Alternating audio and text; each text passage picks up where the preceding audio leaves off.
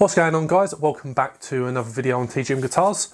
Start the video off how I always like to start them, thanking everyone who's shown support to the channel, whether that's through liking the video, leaving a comment, or even subscribing. So I'll just say, if you haven't done that already, please consider doing so if you enjoy this video.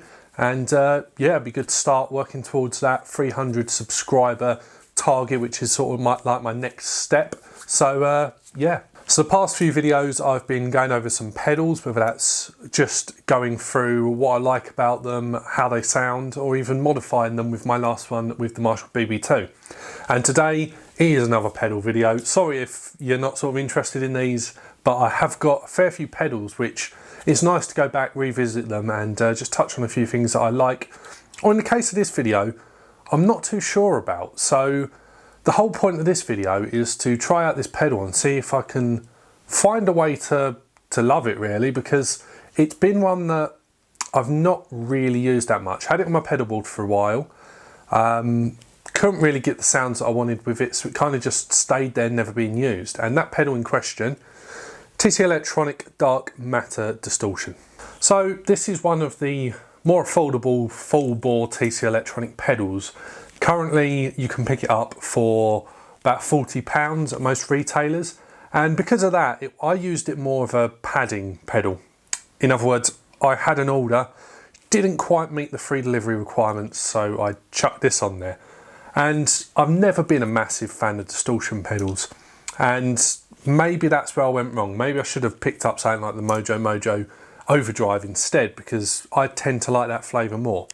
But £40 for a brand like TC Electronic, this is a good pedal. I know now they're doing the more budget, more affordable pedals that I believe, and correct me in the comments if I'm wrong, are based upon the Behringer pedals. Now, I think Behringer bought out TC Electronic, so they kind of decided to put that name on a sort of step up from the original Behringer pedals, and that's led to a lot of really affordable, really good quality. When you watch and listen to some sound clips, they are pretty good pedals.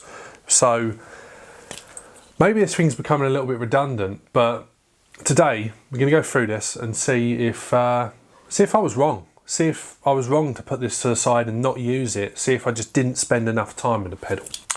So before we get into some sounds of this pedal, first go over a few specs. So 9-volt pedal, like pretty much all of them. It does take a 9-volt battery, but I've never actually run it on battery mode. I've always used power supplies. With that being said, power supply jack is on the top. Side mounted jacks for the input and output, kind of conventional way in, input going in this side, output coming out there. We actually have a 2-band EQ on this rather than the standard kind of tone sweep that comes on a lot of pedals. So you've got a bass and treble, and they've got this handy little notch in the middle. Now I'll have to look into the circuitry, but I'm not sure whether this is actually bass boost when you go past the notch and cut on the other side, in which case it's an active filter, or whether it's so you can find 12 o'clock easily. We have a treble as well, which again has the same little notch in it. Gain, level, pretty much standard stuff that you'd expect on this sort of pedal. But then you also have a voice switch.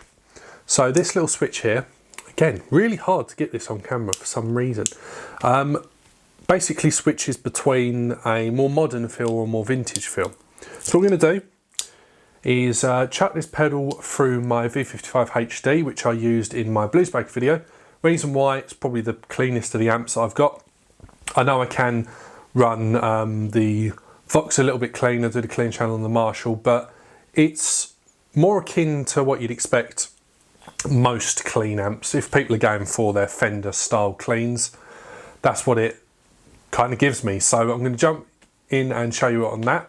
Might switch over to the Marshall to give you a bit more of a crunchier tone. I would like to chuck this through the 1960 Infinium, but as I mentioned in a previous video, I think I've got a tube going out on it because it seems to be a little bit microphonic, and yeah, I don't really want to push the amp until it breaks. I want to get some new tubes in that, but hey, that might be another video. But anyway, it's enough rambling. Let's chuck this in, and it is a true bypass pedal, if that even means anything to you. So let's pop it on in front of the amp and see what it sounds like. And just quickly before I jump over, I had a quick look online. It is an active EQ section. So basically anything to the left is a cut, anything to the right is a boost. So I won't get too geeky and explain the differences between active filters, but it basically allows you to boost the signal as well as cut it. So they are active EQs. Let's jump over and listen to it. So a quick rundown of the signal train. I've got my 2016 Gibson Les Paul Tribute 50s. That's going into the Dark Matter Distortion. I've got my pedal cam running again so you can see all the tweaks that I'm doing with it. That is then going into my Bulgara V55 HD, which is then going into my 2 Notes Torpedo Captor X. I pretty much use that exclusively for recording this stuff. So in there I've got a Marshall 1968 style cabinet. It's part of one of the packs I just bought, so got that going on in there. A little bit of reverb, kind of like a studio room reverb, not too much, and yeah, into your ears. So right, so here's my bass sound. I'm not going to call it clean just in case it isn't and somebody moans, but this is what we were working with.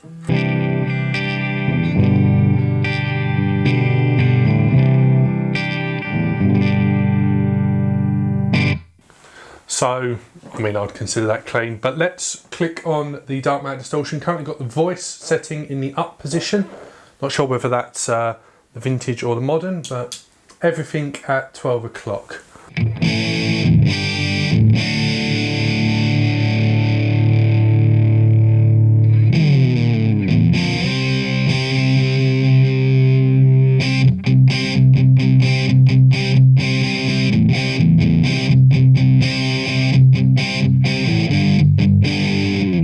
So, I mean, I know I've only got it at 12 o'clock, so I'm not expecting the gain to be mad, but you'd still expect there to be a little bit more than that. So what I'm going to do is just show you the 2 voices in those settings, and we'll try and see which voice I prefer.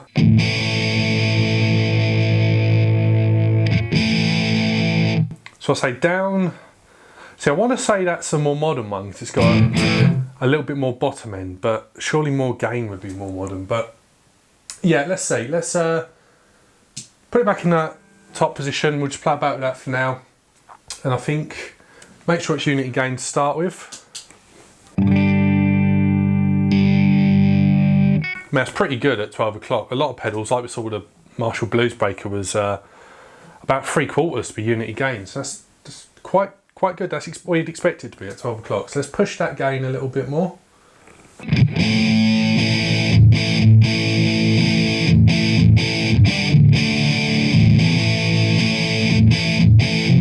So I'm quite conscious of the fact that my monitors I'm listening to this through are quite bassy, so that's probably going to sound quite shrill to you guys. So let's push the bass just a tad.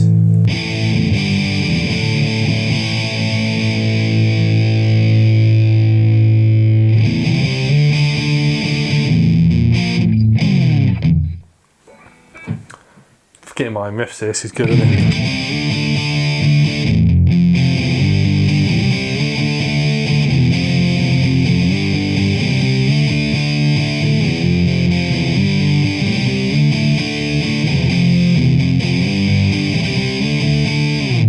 I mean, it's not a bad sounding distortion, I'll give it that. But I don't know, I think it might be a case of, compared to my other pedals and how I like the sound and that, I found it much easier to dial in an overdrive. Because of course an overdrive you'd use more to push the amp, and it gives a bit more of a natural, I want to say natural overdriven, but of course, well, it's overdrive. It gives you what I'd consider a bit more of a natural sort of, almost what an amplifier would be like. Now I know this is a distortion and it's quite clear to see it's modelled on that Marshall sort of sound, and maybe it's the fact I was using Marshall style amplifiers, but it does a job. So what I'm going to do, I'm going to stick with that gain, push the level a little bit so it's pushing the amp, only a little bit, let's not go mad. Treble, I think that's good where it is. I don't see me needing to push or cut.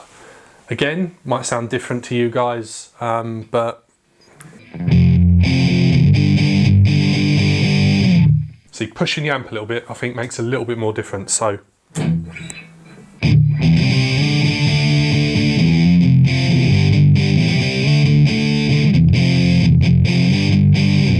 So it's still not a mad amount of gain. If we go all the way up on the gain,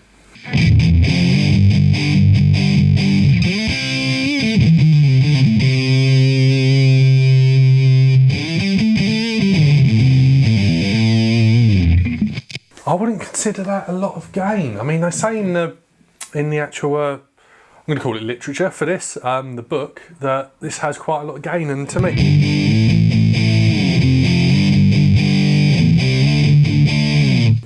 I don't know, to me that just seems so tame. I don't know whether it's a fact of I've got to work with the level on it as well, so...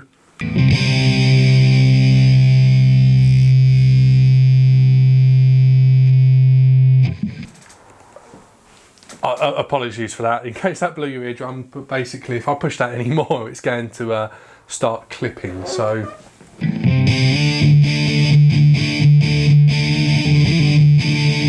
A lot of you might consider that a lot of gain, but I just don't.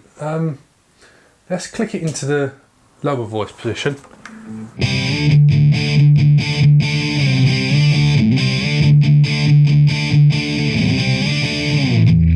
See, I think that's where my gripes are with this. It just doesn't give me enough of what I want, and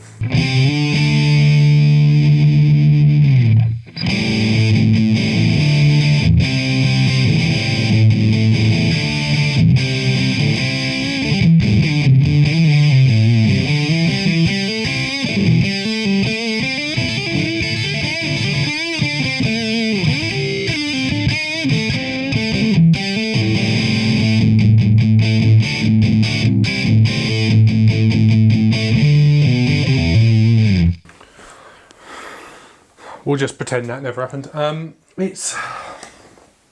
Yeah, it doesn't give me enough of it, and you'd expect for a distortion it would put out a lot more. So let's boost the treble a bit. This might get a bit shrill for you guys. But there must be something that just gives it that bit more gain. I mean...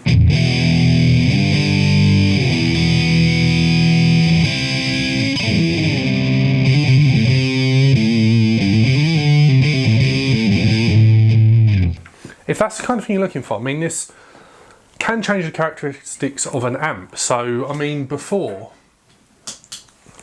we're going with the... what you'd expect a Fendery style clean to be, and that perfect for if you're doing that kind of cleans kind of stuff. This pushes it more into what I consider to be a crunch. Or maybe not a crunch. This is definitely definitely distorted beyond the crunch, but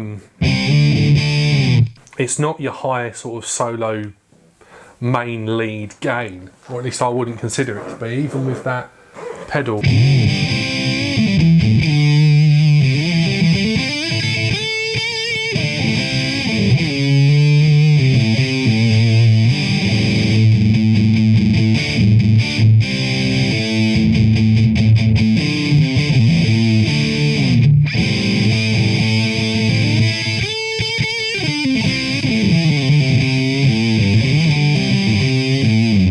I take that back, that can do a nice lead tone. It's not your searing leads, what you'd expect from, for example, when I use my Marshall for a lead tone, it's boosted with the tube screamer, so it's not a searing lead, but maybe you can get that with a tube screamer in front, I'm not sure.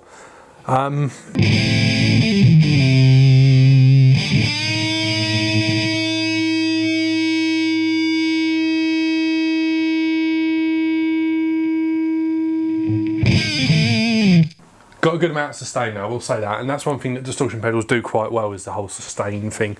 So maybe it's not on the Gary Moore level of Parisian Walkways sustain, but yeah, I mean,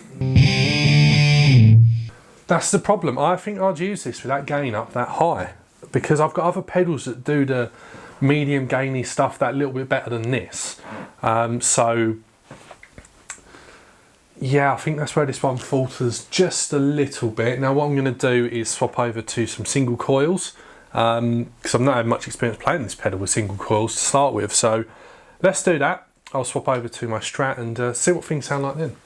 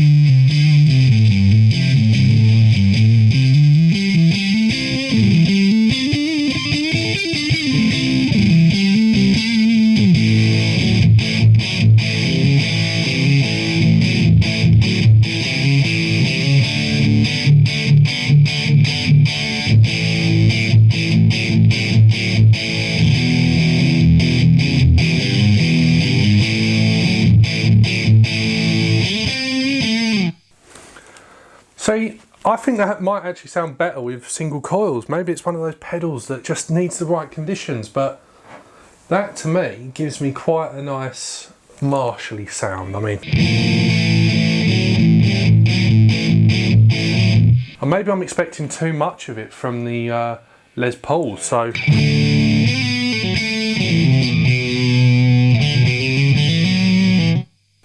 And what I am actually thinking is maybe the distortion don't sound that mad because of my speakers. So you'll probably find I'll put this up and have loads of you going, but there's plenty of distortion in this. Talk about what I'm hearing in the room. So yeah, I mean, that if I was to use this pedal on my board, I mean, let's flick it down to the voice down position. I would probably actually use it for a single coil sound. I think that sounds a lot better than the distortion. To me anyway, I mean, you guys might differ.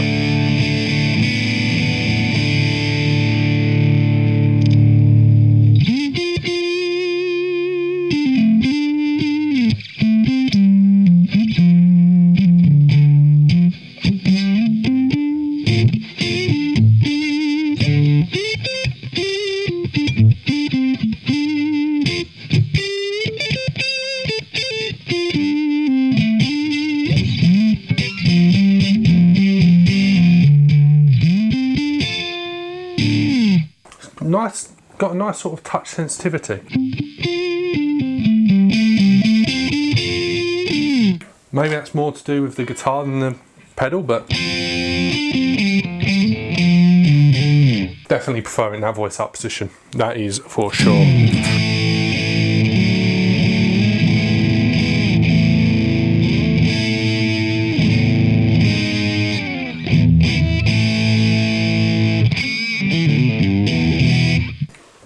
So yeah, I mean, I know I've not really sat down and gone, this is what it sounds like that all the way up, this is what it sounds like that all the way up.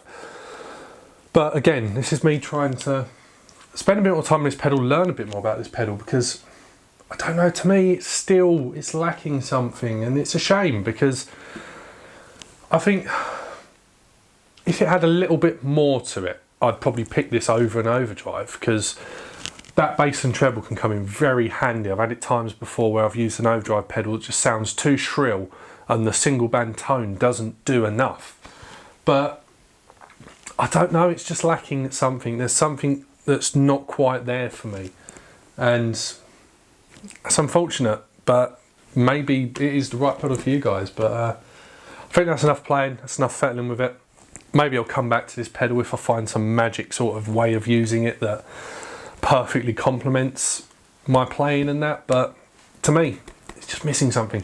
Okay, so that's how it sounds. I'm actually re-recording this because I've just gone and listened to the recordings, and you know, this pedal sounds better than I thought it did, but that doesn't address the main issue that I've got with it, and that is the feel.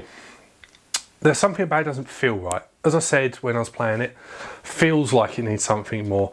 My playing, or everyone's playing, is interactive with the gear, with the sound, and it all comes together, and if it inspires confidence, then that ultimately knocks the playing up to the next level, and that pedal's just not doing it with me. It sounds pretty damn good, I think, personally, when I've listened to the recordings. There's nothing wrong with it. It's a perfectly usable pedal, but something about the vibe of it just doesn't fit and just doesn't work with me. Now, if that's not a big issue with you, then this might be just that perfect pedal. If it is something you vibe with, if that sound and that style is the right thing for you, then, you know, £40, you can't go wrong with this pedal. But personally, it won't be something that'll make it onto a pedal board of mine very soon. I'm more into the classic rock kind of hard blues, how do we put it, sort of your Gary Moore, your searing lead. When I go for a lead tone, I probably go way over the top for a lead tone, and it's more about pushing those mids and cutting through. And that pedal, if you mix that EQ right, it might do it, if you turn the bass all the way down, but I don't know, I've just never found that with this pedal. Maybe the sound I need to put into it, maybe with a tube screamer in front, maybe with a boost in front or after, maybe that's what this needs. And be sure to let me know down below if you've found how to get that pedal to really open up and work for you. Now, I hate being negative about pedals, but this isn't something I'd use much. It's going to go back on the shelf. It's probably going to gather a load of dust. I'm probably not going to use it. Probably should sell it, but I'm a bit of a hauler and like to collect these things. But I'm hoping one day that it will become another one of those pedals that I can plug in and go, yeah, it does it for me. I know exactly what I need to do with this now. But if I don't gel with it straight away, I don't typically use it that much. And I know when I did my Vox Gain shootout video, I actually found the cheap Behringer distortion pedal. I've got the Ultra Distortion. I liked that better because it was you click it on, right, yep, that's doing what I want it to do. Maybe that's, as I said, maybe that's how I need to do with this, but maybe it's another pedal I can modify. I might have a look into that and see if there's something I can do to kind of give it what I need from it. So yeah, thanks for watching. Hope you enjoyed this video. Comment, rate, subscribe. Let me know what you think of the video in general, what you think of my style, whether there's something you'd like me to change or I could improve on. Always open to criticism, just not people being nasty and saying turn down the treble or you sound sorry, that's probably one of the first times I've actually sworn in my videos. But anyway, thanks for watching. Hope you enjoyed it, and I'll see you guys in the next one. Cheers.